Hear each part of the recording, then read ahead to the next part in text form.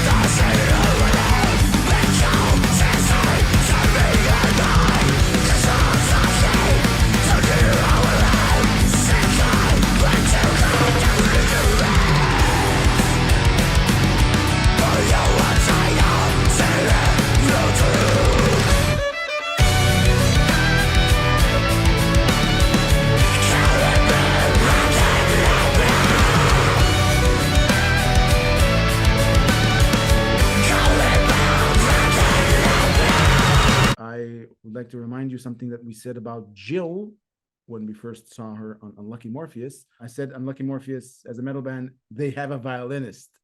Like recognizing what an asset is to have a violinist in a metal band.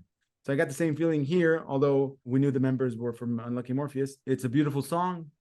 I don't know what they're saying, but from the music aspect, I'm enjoying it very much. Visually speaking, at certain points in the music video, there's a jitter effect in the camera that makes the entire performance, or at these spots at least, feel like some sort of an attack.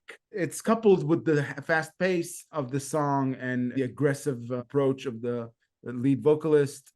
There's also a hint of classical music sensibility. I think Jill has a lot to do with it. It's just beautiful. I like how these two worlds collide. Yeah, it resides somewhere in that symphonic metal area. Because this side project is fairly new, it seems that there is no lyric translation online for this song. So it kind of puts us sort of at a disadvantage because we don't know really what the song is supposed to mean, what it's supposed to convey, and I'm trying to get something out of it. You know, there's some lines were popping up on the screen, but I couldn't really work it out from that. Musically, it's sort of beautiful as always. Again, sort of a symphonic metal element, and they're all fantastic. Jill, you know, we know very well from other reactions, and the rest of them as well. I'm not 100% sold, I have to say, on the vocals. To me, something about it felt a little bit messy, and I couldn't really get all the way into it. Like, I'm not all in on this song. I like it. There's certain elements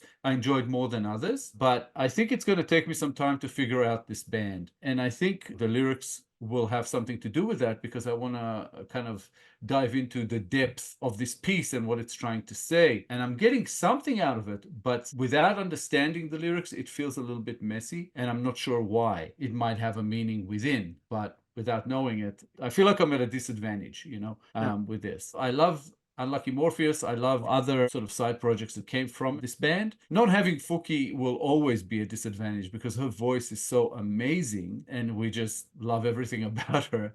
Yeah. And whenever she's not around, it will feel somewhat less in a way. Yeah. These types of vocals compared to Fuki, to me, it's no contest.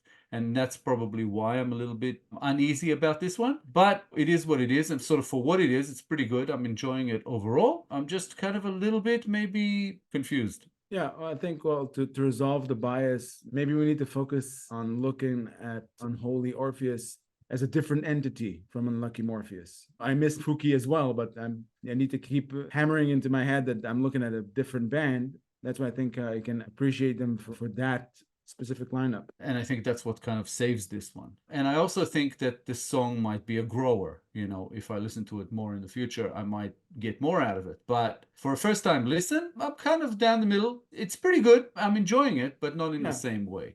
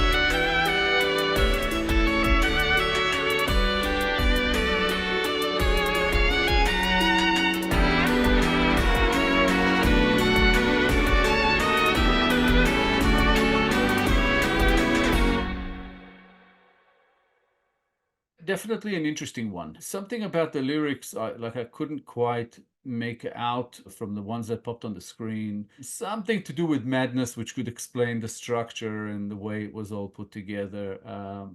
But again, I'm not sure. It's too much to assume, you know. Yeah. I love the melodic part of it, you know, especially the violin, beautiful, and the whole symphonic metal element. But I wasn't sure about the fit, you know, with the sort of deathcore kind of death metal vocals. They didn't sound bad, just something about it didn't quite fit for me. And again, most of it could be to do with the fact that we don't know what the song means. So we don't know what they were trying to communicate to us here, which could be very interesting all on its own. So I would like to, at some point in the future, get a hold of the lyrics and actually go back to this one and kind of check out what it was all about. Because there are no lyrics, I said it before on songs that we reacted to that either were instrumental or had no lyrics, we're forced to hang on to the music and the visuals, and it actually creates more mystery around it. It's like losing a sense.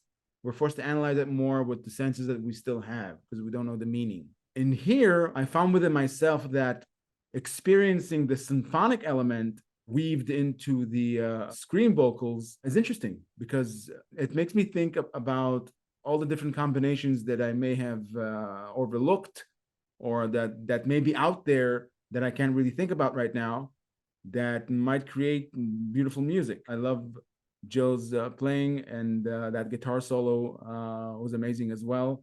I just love it when these things come together. And all in all, this was a very nice song to listen to. Actually, you hit onto something there, because when I think about it, this is supposed to be roughly, if not exactly, the same lineup as Quadratum, which is, you know, the other side project to Unlucky Morpheus. So if this song did not have the vocals, I would have liked it more. It would have been a beautiful piece with the heavy, combine the heavy, the metal, you know, with the symphonic element, you know, with the beautiful melody, the violin, like they did with Quadratum. Everything was beautiful. The lyrics to me created a dissonance that I felt was not a right fit. But as I said, if the lyrics justify it, then it works. And I'm not sure, I could be wrong. And that's what I'm saying. It depends on what the lyrics mean and what they were trying to do. I like it. I like a lot of elements about it. Thank you very much, Dan, for the request. Thank you for the ongoing support. We appreciate it more than you know. And